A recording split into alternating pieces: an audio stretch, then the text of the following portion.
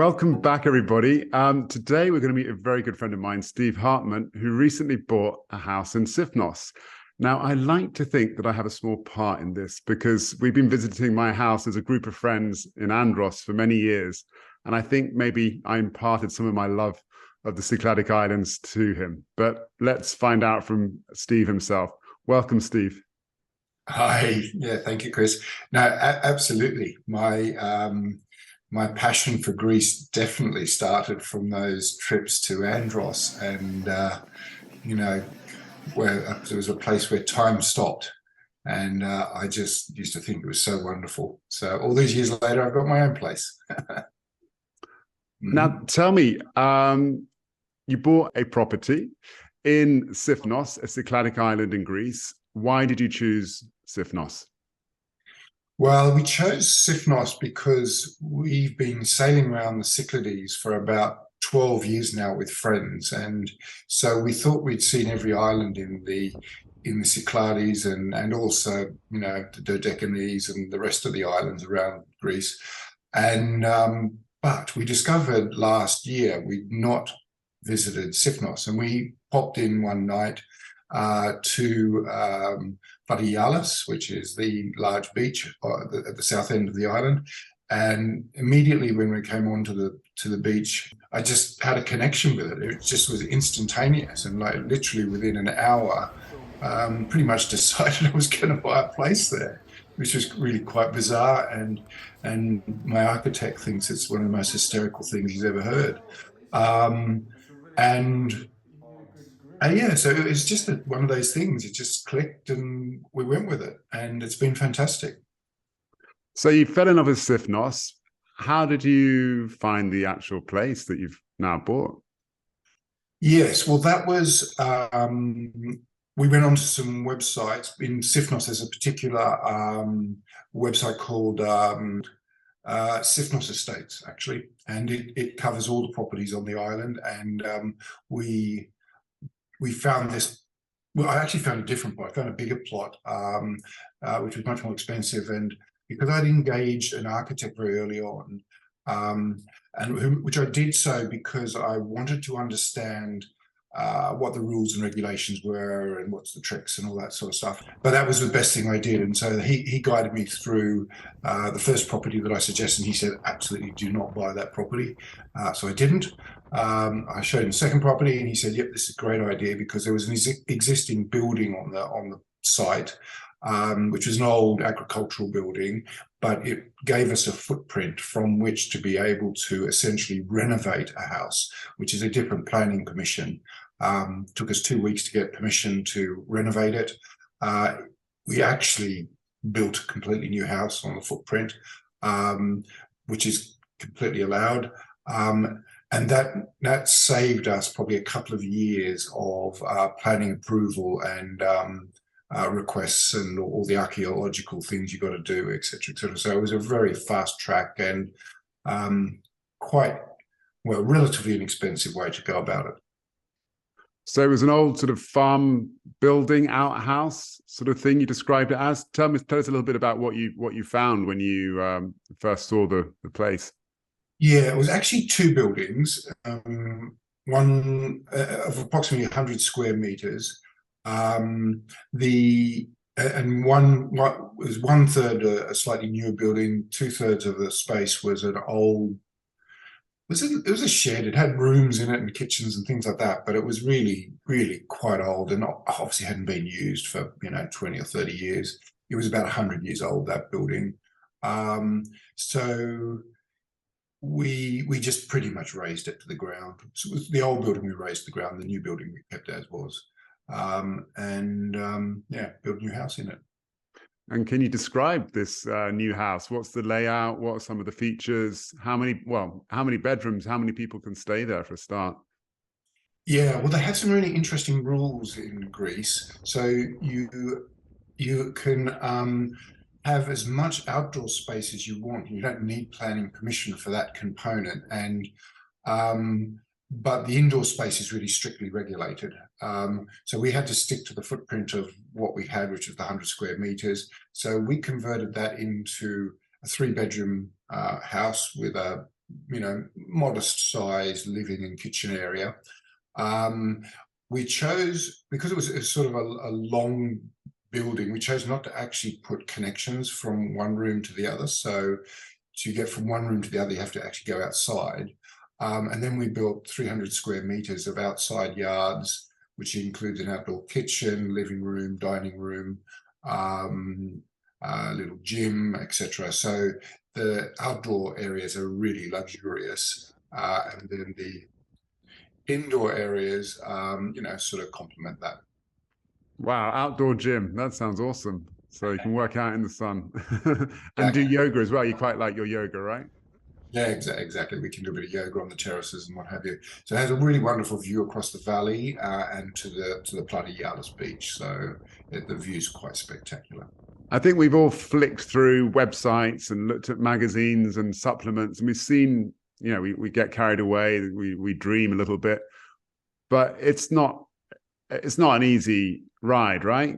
Can you describe maybe some of the, steps after, you stepped off the boat one day and now you're halfway through building, the house of your dreams? What are some of the steps? Who are some of the people who helped you? Yeah, well, the two key things I did was I got recommendations from the real estate agent for a lawyer who happened to be a Sifnian lady, but operated out of Athens, and then also the architects. I started by I interviewed about 10 architects and finally got, the one we worked with who has just been absolutely fantastic. He knows everyone and everything, and he's built enormous number of houses and only on Sifnos. And so he's just been fantastic and introduced me to not only all the building industry, but also just to, people on the island, accountants, the mayor, just everybody. And so that's been really fantastic. Then the lawyer that I got was in London. She was equally, really, really on time with everything. So whilst I was warned that there would be, potentially huge legal problems getting executing contracts in Greece, it just went entirely smoothly for us. So I couldn't complain, at anything. We didn't have any hassles whatsoever. And so I think we completed the purchase in it's like 8 weeks. It was really quick. The build has gone pretty quickly. I think we will be in 12 months. So we started build around Easter this year, and we'll be in for Easter next year, enjoying our first holiday. So that went well.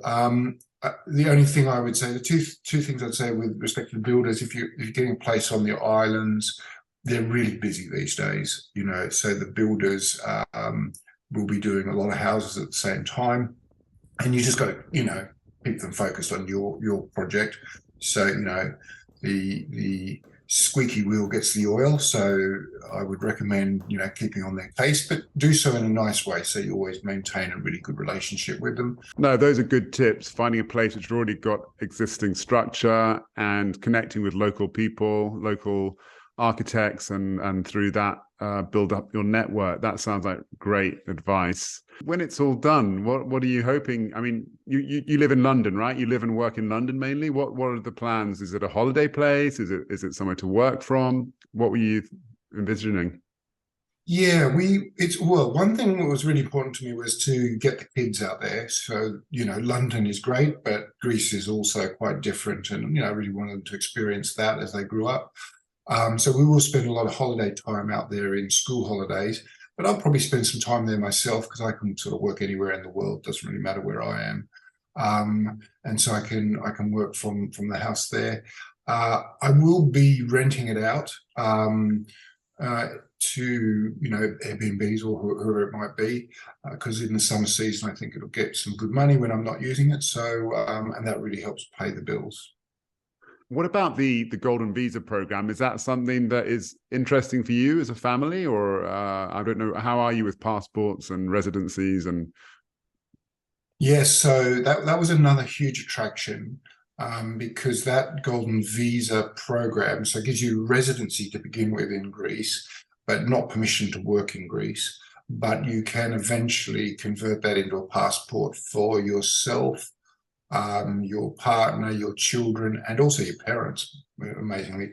And so we're now, it must be 9 months since we started the work, or bought the house and started the work on it, and I've already got residency. That came through quite quickly. It wasn't exactly cheap. It was another $4,000 in fees, but I think it's worth it. So and I particularly want it for the kids so that they can have, European passports.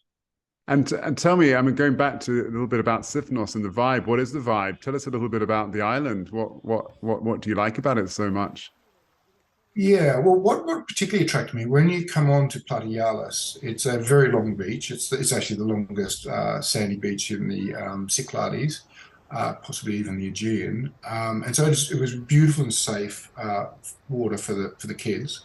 But there was a really bit of a groove going on down one end of the beach with bars and restaurants, and some really fantastic restaurants that are, spectacular, both modern Greek and traditional Greek, and that's good for mum and dad, and what have you. So so it ticked a lot of boxes for parents and kids. It's a very Greek island. It's predominantly Greeks and Athenians. There is a modest French community.